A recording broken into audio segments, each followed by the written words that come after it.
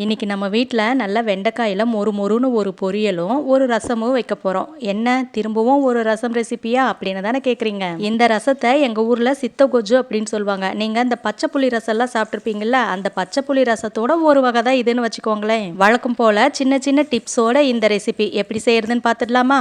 எலுமிச்சம்பழ அளவு புளியை ஒரு 1.5 கப்பு தண்ணியில் கரைச்சி எடுத்துக்கோங்க. அது கூட கொஞ்சம் கல்லுப்பு சேர்த்து விட்டுருங்க. அது பாட்டு கொஞ்சம் அப்படியே ஊறிட்டு இருக்கட்டும். ஃபர்ஸ்ட் டிப், இந்த ரசத்துக்கு ரொம்ப முக்கியமானது இந்த வேர்க்கடலை தான். வறுத்த வேர்க்கடலையை தோலோடவோ இல்லை தோல் எடுத்துட்டோ இந்த மாதிரி பொடிச்சு எடுத்து வச்சுக்கோங்க. அதுக்கப்புறம் ஒரு தாளிக்கிற கரண்டியில் நல்லெண்ணெய் சேர்த்திக்கோங்க. எண்ணெய் காஞ்சதும் ஒரு டீஸ்பூன் அளவுக்கு கடுகு சேர்த்து விட்டுடலாம். கடுகு நல்லா பொரிஞ்சு வந்ததுக்கு அப்புறமா டிப் நம்பர் 2, ஒரு அரை குழம்பு வடகம் நசுக்கி சேர்த்திக்கோங்க. இந்த குழம்பு வடகம் தீஞ்சி போயிடாம பார்த்துக்கோங்க. அடுப்பை சிம்மில் வச்சுக்கோங்க. இப்போ நல்லா பொரிய ஆரம்பிச்சதுக்கு அப்புறம் அதில் உங்களுக்கு காரத்துக்கு ஏற்ற மாதிரி காஞ்ச மிளகா கிள்ளி போட்டுட்டு அது நல்லா பொரிய ஆரம்பிக்கிற சமயத்தில் கருவேப்பிலை சேர்த்திக்கோங்க. இப்போ இது கூட பூண்டு, சின்ன வெங்காயம் இந்த மாதிரி சின்ன சின்னதாக நறுக்கி சேர்த்திக்கோங்க. கூடவே இந்த வெங்காயத்துக்கு தகுந்த மாதிரி மட்டும் உப்பு சேர்த்திக்கோங்க. ஏற்கனவே நம்ம கல்லுப்பும் புளி தண்ணியில் ஊற வச்சிருக்கோம். இது கூடவே கொஞ்சம் பெருங்காயத்தூள், மஞ்சள் தூள் சேர்த்திட்டு நல்லா அப்படியே ஒரு பெரட்டி விட்டுருங்க. இது அப்படியே லைட்டாக வதங்கிட்டு இருக்கட்டும். இது கூட நம்ம பொடிச்சு வச்சிருக்கோம்ல, அந்த வேர்க்கடலை பொடியை ஒரு கைப்பிடி அளவுக்கு சேர்த்திக்கோங்க. இப்போ வேர்க்கடலை பொடி சேர்த்ததுக்கு அப்புறமும் கொஞ்சம் நேரம் அப்படியே லைட்டாக வதக்கி எடுத்துட்டு நம்ம வதக்கின இந்த கலவையை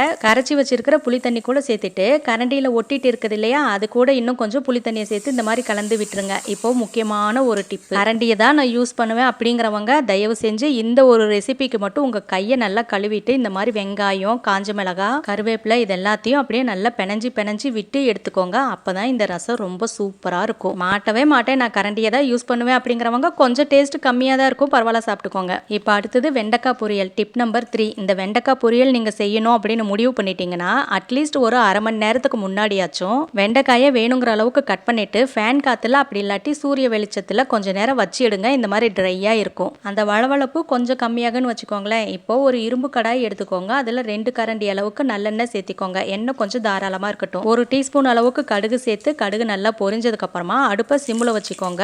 மஞ்சள் தூள், மிளகாய் தூள், 1 ஸ்பூன் கொத்தமல்லி தூள், தேவைக்கு ஏற்ற மாதிரி தூளுப்பு இது எல்லாத்தையும் கடுகு பொரிஞ்சிட்டு இருக்குல்ல அது கூட சேர்த்துட்டு மேற்கொண்டு இது பொரியாமல் இருக்கிறதுக்காக டக்குன்னு இது கூட கொஞ்சமாக கருவேப்பிலை சேர்த்து விட்டுருங்க. அடுப்பு சிம்முலேயே இருக்கட்டும். இப்போ நம்ம கட் பண்ணி எடுத்து வச்சிருக்கிற அந்த வெண்டைக்காயை எல்லாத்தையும் சேர்த்து விட்டுட்டு இந்த மிளகாய் தூள், உப்பு, மஞ்சள் தூள், கொத்தமல்லி தூள் இதெல்லாம் இருக்கு இல்லையா, அது கூட இந்த வெண்டைக்காய் நல்லா கோட்டாகி வர மாதிரி நல்லா பெரட்டி விட்டுருங்க. அதுக்கப்புறம் இது எல்லாத்தையும் அப்படியே பரப்பின மாதிரி விட்டு மீடியம் ஃப்ளேமில் அடுப்பை வச்சுட்டு விட்டுருங்க. ஒரு 5 நிமிஷம் கழிச்சு இந்த கீழே இருக்கிறது எல்லாமே கொஞ்சம் பொரிஞ்ச மாதிரி இருக்குமா, அதனால இன்னொரு பெரட்டி திரும்பவும் அதே மாதிரி வச்சுடுங்க. வெண்டைக்காய் அப்படியே பொரிஞ்சிட்டு இருக்கட்டும். இப்போ நம்ம அதுக்குள்ள தேங்காயை உடச்சி எடுத்துட்டு வந்துடலாம். நார்மலாக இந்த வெண்டைக்காய் பொரியலுக்கு வெங்காயம் நிறைய சேர்ப்பாங்க. ஆனால் நான் இந்த மாதிரி பொரியலுக்கு வெங்காயம் சேர்க்கறது இல்லை. இந்த வெண்டைக்காயை அப்படியே வறுத்து செஞ்சாலே சூப்பராக இருக்கும். இந்த தேங்காயில் ஒரு சின்ன டிப்பு சொல்லட்டா, இந்த தேங்காய் நம்ம உடச்சி எடுத்ததுக்கு அப்புறமா பச்சை தேங்காயை ஒரு 10 தேங்காய் நம்ம தினம் காலையில் சாப்பிட்டுட்டு வந்தா உடம்புக்கு ரொம்ப நல்லது. அந்த பாலை மட்டும் விழுங்கிட்டு சக்கையை திப்பிட வேண்டியதுதான். அதுக்கப்புறம் இந்த வெண்டைக்காய் பொரியல் நல்லா மொறுன்னு வந்துருச்சா, இந்த பதத்துக்கு போதுமான பார்த்துக்கோங்க.